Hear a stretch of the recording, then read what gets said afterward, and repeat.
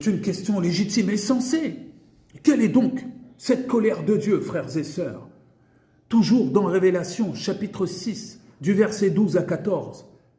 Faites-moi la grâce de vous le lire. Je regardais quand il ouvrit le 6e sceau. Il y eut un grand tremblement de terre. Grand est un euphémisme. Et tremblement de terre, c'est cataclysme. Un cataclysme planétaire. Quelque chose d'effroyable, de global, d'inimaginable, comme jamais il n'y en a eu sur la terre auparavant, frères et sœurs. Et le soleil devint noir comme un sac de crin. La lune entière devint comme du sang. Il semblerait que ce ne soit pas que planétaire, mais intergalactique.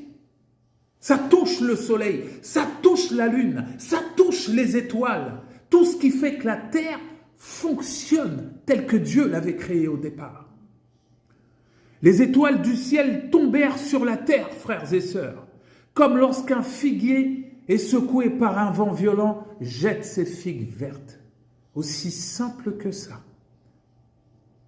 Le ciel se retira comme un livre qu'on roule. Et toutes les montagnes et les îles furent remuées de leur place. C'est terrible. Ce qui va se passer est terrible.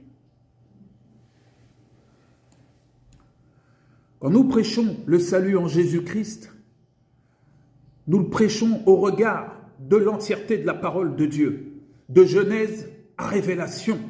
Quand nous prêchons le Christ, nous le prêchons crucifié, mais ressuscité aussi.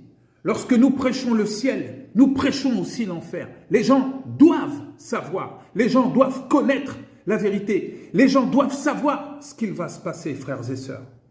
Ce passage qu'on vient de lire correspond à l'enseignement que Jésus a donné dans Matthieu 24, 29. Il s'agit de l'ouverture du 6e sceau.